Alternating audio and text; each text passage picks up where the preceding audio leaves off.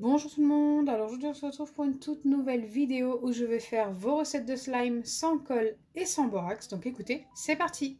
Avant de commencer la vidéo, n'hésitez pas à liker et partager, n'hésitez pas à vous abonner si ce n'est pas encore fait et à activer la cloche des notifications. Et je vous attends dans les commentaires pour me donner d'autres recettes de slime sans colle et sans borax à tester dans une prochaine vidéo. La première recette, il vous faudra du dissolvant, des billes de polystyrène et de l'eau. Donc j'avais déjà testé ce genre de recette avec seulement les billes de polystyrène et le dissolvant et ça n'avait pas fonctionné. Et l'abonné qui avait vu la vidéo m'a dit qu'il avait oublié qu'il fallait de l'eau. Donc écoutez, on va retester la recette, cette fois-ci avec de l'eau en espérant que ça fonctionne. Dans un vieux récipient, je dis bien un vieux récipient parce que vous risquez de le tacher avec ce qui va se passer, il faut commencer par mettre une poignée environ de billes de polystyrène et ensuite il faut ajouter le dissolvant et là il va y avoir une réaction chimique. Les billes vont tout simplement disparaître.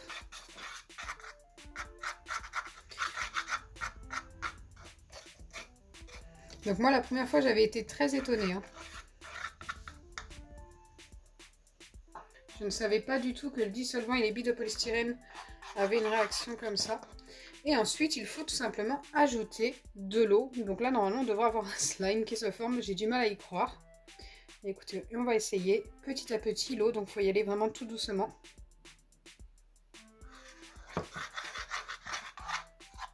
Et bien, écoutez, pour l'instant, rien du tout.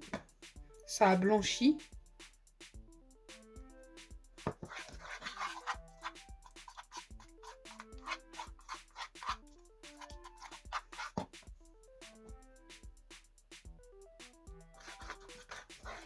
Écoutez, moi, ça ne me fait rien.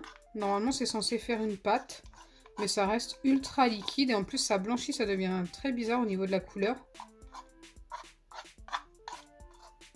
Peut-être qu'il faut attendre un petit peu. Je ne sais pas. Je vais en remettre encore un petit peu au cas où. À chaque fois que j'ajoute de l'eau, il y a une petite réaction au-dessus. Je ne sais pas si vous le voyez. Mais ça reste liquide. Donc ça ne change pas grand-chose. Écoutez, je vais laisser ça comme ça pendant 5 ou 10 minutes, voir si ça change. Mais franchement, pour l'instant, c'est un fail. On va passer à la deuxième recette.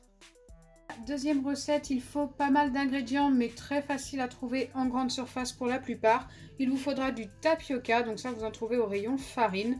D'ailleurs, il vous faut également un petit peu de farine, 2 petites cuillères que j'ai déjà mis dans mon récipient, des graines de chia, donc ça vous pouvez en trouver au rayon bio ou dans les magasins bio ou même sur Amazon, vous en trouvez très facilement, de l'eau et de quoi colorer. Moi j'ai pris de la peinture.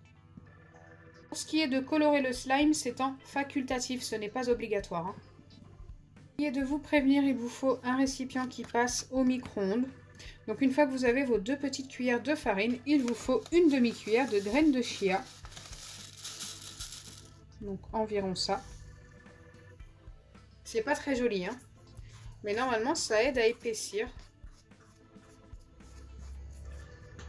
Une fois que vous avez mélangé ces 2 ingrédients-là, vous venez ajouter du tapioca.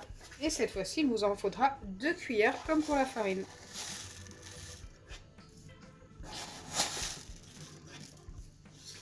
Et il faut de nouveau mélanger.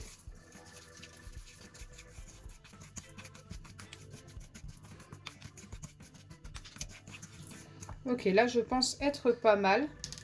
Pour l'instant, encore une fois, ça ne ressemble pas du tout à un slime. Bien sûr, il nous manque quelque chose de liquide. Et là, ce sera autour de l'eau. Il en faut 6 doses.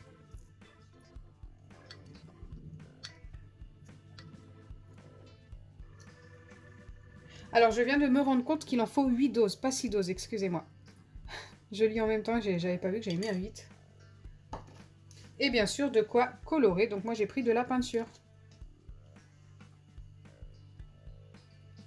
Donc, comme je vous ai dit, c'est facultatif. Hein. Mais je pense que ça va être plus joli avec. Je l'espère, en tous les cas. Et bien sûr, il faut de nouveau mélanger tout ça. Normalement, on va obtenir quelque chose de très liquide. D'après ce qui est écrit sur la recette. Alors cette recette était très bien écrite, donc c'est plutôt facile à suivre. Ça c'est plutôt cool. Il y a tous les ingrédients, toutes les doses. On va remettre un petit peu de peinture pour que ce soit un peu plus joli. Un peu plus foncé.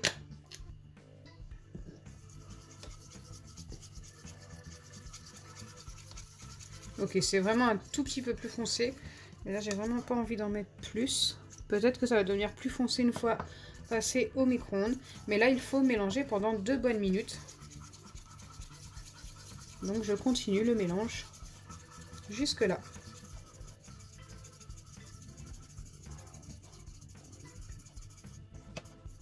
Une fois que c'est bien mélangé, il faut placer ça au micro-ondes une fois 20 secondes et ensuite remettre 20 secondes si ça ne suffit pas. En fait, ça doit s'épaissir. Donc écoutez, on va commencer par 2 fois 10 secondes. Moi, je préfère mettre les 20 secondes en 2 fois et je reviendrai vers vous pour voir si c'est assez chauffé, si ça s'est bien épaissi.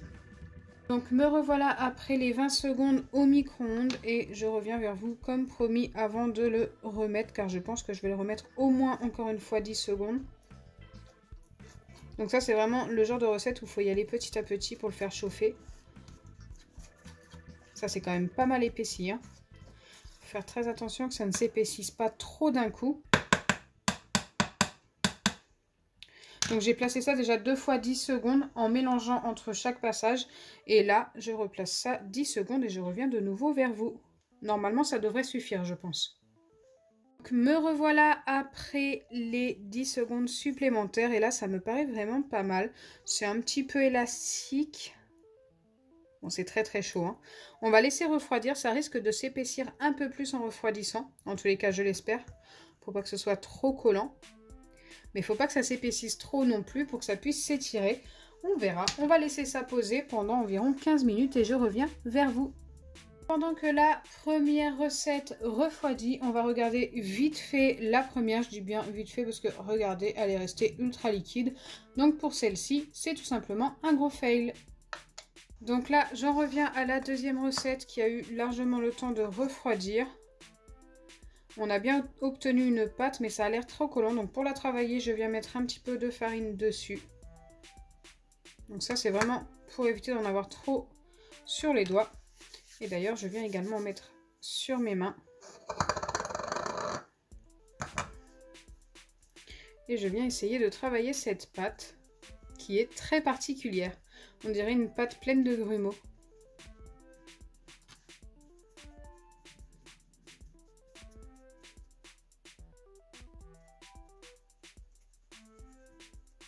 Donc on a obtenu une pâte un petit peu collante qui s'étire un petit peu également.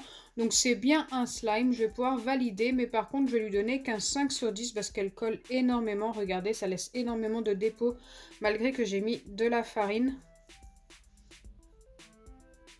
Elle est très particulière cette recette de slime. Mais au moins elle fonctionne. Donc voilà, pour cette fois-ci, une seule des deux a fonctionné. La première, franchement, c'est totalement un fail. Si j'avais mis que de l'eau, ça aurait fait la même chose.